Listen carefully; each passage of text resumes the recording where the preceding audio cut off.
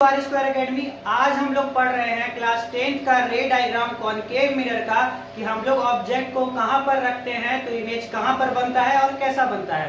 तो हम लोग ऑब्जेक्ट को 6 पोजीशन पर रख सकते हैं और पहला पोजीशन होता है इन्फिनिटी। हम लोग ऑब्जेक्ट को 6 पोजीशन पर रख सकते हैं और पहला पोजीशन होता है इन्फिनिटी। तो हम जब भी ऑब्जेक्ट को इन्फिनिटी पे रखते हैं तो ऑब्जेक्ट जो इमेज है वो फोकस पर बनता है। तो पहला नियम क्या बोलता है कि अगर हम ऑब्जेक्ट को इन्फिनिटी पर रखते हैं तो ऑब्जेक्ट फोकस पर बनता है। लेकिन इसका नियम क्या है? इसका नियम क्या है? पहला रे डायग्राम का ये नियम हम बताए थे कि कोई भी लाइट रे प्रिंसिपल एक्सिस के पैरेलल आता है तो वो फोकस से पार होता है। तो इस डायग्राम को बनाने के लिए हम लोग एक रे डायग्राम को प्रिंसिपल एक्सिस के पैरेलल लाएंगे। देखिए ये प्रिंसिपल एक्सिस है और इसके पैरेलल हम लाएं और इसको डॉटेड लाइन से आते हुए दिखाएंगे क्योंकि ये इन्फिनिटी पर है और ये प्रिंसिपल एक्सिस के पैरेलल आएगा और ये फोकस से चल जाएगा। ये रूल नंबर 1 बताया था हम लोग को फिजिक्स में। अब दूसरा रे नीचे से आएगा प्रिंसिपल एक्सिस के पैरेलल, वो फोकस से चल जाएगा। रे डायग्राम बनाने के लिए हमेशा 2 रे हमको चाहिए और वो दोनों रे आपस में क्रॉस होना चाहिए। ये दोनों रे आपस में क्रॉस होना चाहिए। तो जहां पर भी मिरर में टकराने के बाद वो क्रॉस करेगा वहीं पर इमेज बनेगा। तो कहां पर क्रॉस कर रहा है? देखिए फोकस पर। तो फोकस पर बन रहा है तो ऑब्जेक्ट कहां पर बन रहा है? उसका पोजीशन, इमेज कहां पर बन रहा है? उसका पोजीशन क्या है? Focus, at focus. उसके बाद इमेज का नेचर क्या है? नेचर का मतलब होता है कि रियल है कि वर्चुअल है। रियल मतलब होता है अगर इमेज मिरर के लेफ्ट साइड यानी मिरर के फ्रंट बन रहा है, मिरर के फ्रंट मतलब लेफ्ट साइड में बन रहा है तो इमेज होता है रियल। और यही इमेज अगर इस तरफ बनता मिरर के राइट साइड तो हो जाता वर्चुअल। ठीक है, अगर इमेज लेफ्ट साइड बनेगा तो रियल, अगर राइट साइड बनेगा तो वर्चुअल। तो इमेज कहां पर बन रहा है? यहाँ पर। तो ये किस तरफ है? लेफ्ट साइड, तो रियल। साइज क्या है? देखिए एकदम छोटा सा है जिसको लिखेंगे डिमिनिश या फिर इसको हम लोग पॉइंट साइज भी लिख सकते हैं। तो हम लोग ऑब्जेक्ट को इन्फिनिटी पे रखें तो ऑब्जेक्ट फोकस पे बन रहा है। इसी तरह से बस इस पे एक चीज ध्यान देना है, जैसे जैसे ऑब्जेक्ट सामने आते जाएगा जो इमेज है वो भी इस तरफ बढ़ते जाएगा। ऑब्जेक्ट इस तरफ बढ़ेगा तो इमेज उस तरफ बढ़ते जाएगा। ठीक है, प्लस जितना सामने ऑब्जेक्ट आते जाएगा उतना इमेज बड़ा होते जाएगा। जितना ऑब्जेक्ट सामने आते जाएगा उतना इमेज बड़ा होते जाएगा। अभी इन्फिनिटी पे बहुत दूर है, इमेज देखिए बहुत छोटा बना है। नेक्स्ट में हम लोग क्या जानेंगे? अब ऑब्जेक्ट हम लोग रख रहे हैं बियॉन्ड सी, मतलब सी के जस्ट पीछे। तो सी के पीछे रखें।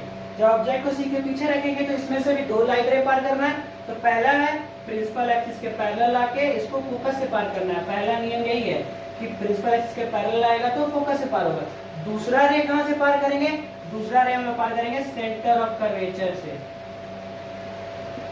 सेंटर ऑफ कर्वेचर से पार करेंगे और ये देखिए आया और यहाँ से टकरा के वापस, क्योंकि सेकंड नियम हम लोग को रूल का ये कहता है रे डायग्राम का कि अगर कोई भी लाइट रे अगर सेंटर ऑफ कर्वेचर से पार होता है तो मिरर में टकराने के बाद वो उसी रास्ता से वापस चल जाता है। तो ये लाइट रे आया, अब ये लाइट रे गया, तो ये कहां पर क्रॉस हो रहा है? यहाँ पर क्रॉस हो रहा है। तो ऑब्जेक्ट बन रहा है यहाँ पर, सॉरी इमेज बन रहा है यहाँ पर। ठीक है, और इमेज कैसा बनेगा? पहले पोजीशन क्या है?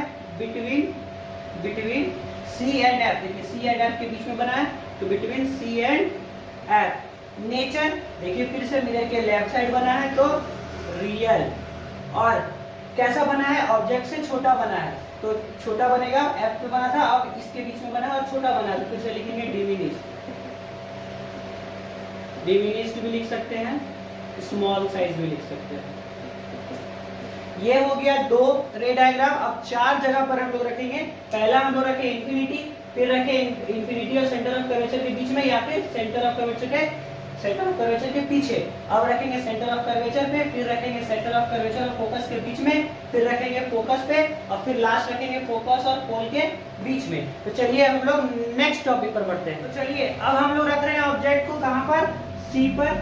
तो ऑब्जेक्ट को हम रख दिए हैं सी पर और यहाँ से एक लाइट रे प्रिंसिपल एक्सिस के पैरेलल लाना है और इसको फोकस से पार करना है। प्रिंसिपल एक्सिस के पैरेलल लाके फोकस से पार किए। दूसरा लाइट रे को फोकस से लाना है और प्रिंसिपल एक्सिस के पैरेलल ले जाना है और ऑब्जेक्ट बन जाएगा सी पर। तो क्या नियम है कि अगर कोई भी लाइट रे प्रिंसिपल एक्सिस के पैरेलल आएगा तो फोकस से पार होता है, और अगर फोकस से पार हो रहा है तो मिरर में टकराने के बाद वो प्रिंसिपल एक्सिस के पैरेलल हो जाता है। तो ऑब्जेक्ट लाइट रे कहाँ पे क्रॉस किया? सी पर। तो ऑब्जेक्ट कहाँ पर बनेगा? सी पर। पोजीशन क्या हुआ? एट सी, मतलब सी पर रखेंगे तो सी पर ही बनेगा। और नेचर देखिए फिर से लेफ्ट साइड बना है तो रियल, और देखिए उल्टा बना है ना तो इसको इन्वर्टेड भी लिख देंगे, उल्टा बना हुआ है। ये क्या बना हुआ है? देखिए उल्टा बना हुआ है ना, ये हम ऐसे खड़ा, इसको ऐसे बन गया, मतलब ये उल्टा बन गया तो इन्वर्टेड। और साइज क्या है इसका? साइज क्या है? सेम साइज, मतलब जितना बड़ा ऑब्जेक्ट रहेगा, 5 फीट का ऑब्जेक्ट है तो इमेज भी बनेगा 5 फीट का। ठीक है, ये हो गया। अब हम लोग ऑब्जेक्ट को सी पर रख दिए। अब क्या कहाँ रखेंगे? सी के जस्ट बाद, मतलब सी और एफ के बीच में। तो ये देखिए सी, बिटवीन सी एंड एफ। तो अब हम लोग ऑब्जेक्ट को रख रहे हैं सी पर, सी और एफ के बीच में। तो ऑब्जेक्ट को रख देते हैं सी और एफ के बीच में, कहीं पर भी रख दीजिए। तो सी और एफ के बीच में हम कहीं पर भी इसको रख दिए। उसके बाद हम एक लाइट रे को प्रिंसिपल एक्सिस के पैरेलल लाएंगे और इसको फोकस से पार करेंगे। कर दिए, तो ये प्रिंसिपल एक्सिस के पैरेलल है, इसको फोकस से पार कर दिए। दूसरा लाइट रे को हम सेंटर ऑफ कर्वेचर से पार करेंगे। तो ये लाइट रे गया, मिरर में टकराया और ये सेंटर ऑफ कर्वेचर की तरफ बढ़ेगा।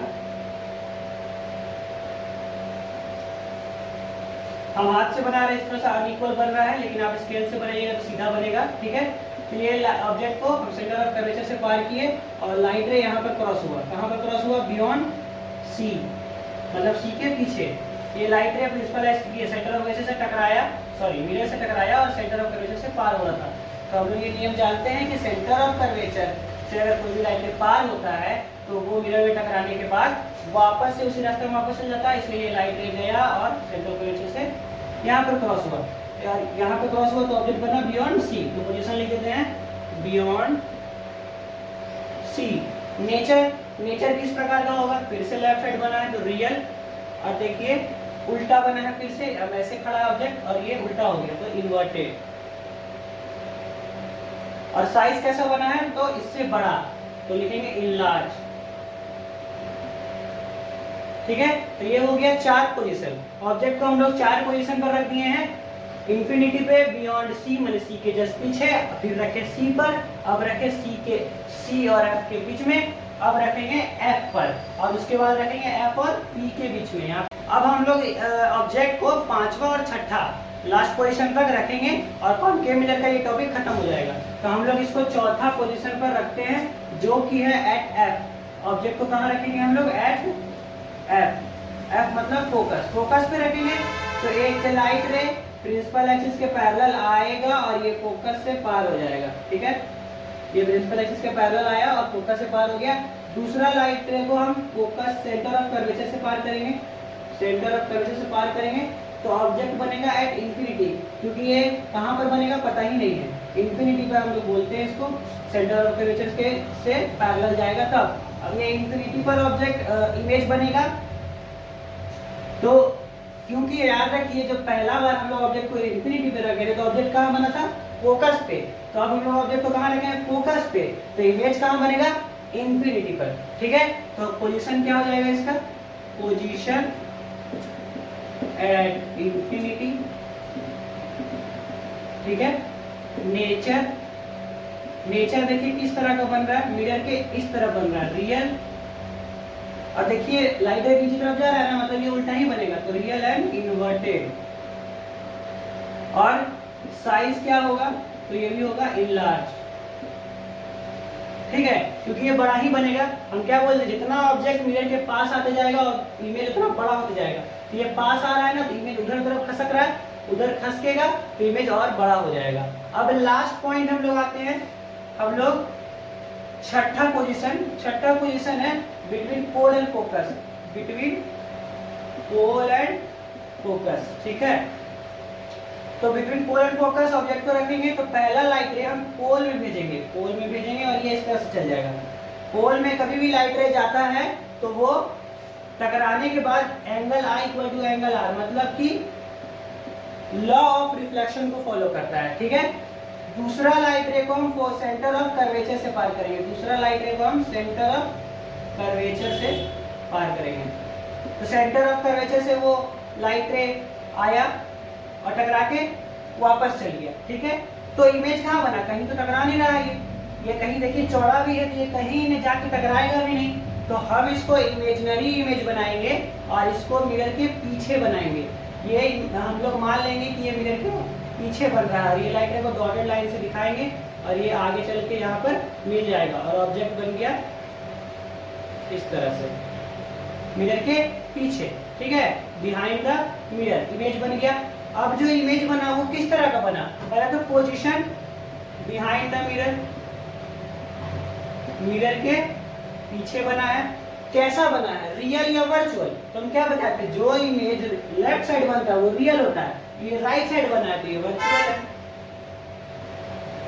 साइज कैसा है, देखिए ऑब्जेक्ट छोटा है, इतना बड़ा है, जिसको बोलेंगे हाईली इनलार्ज, बहुत बड़ा बनता है ये हाईली इनलार्ज।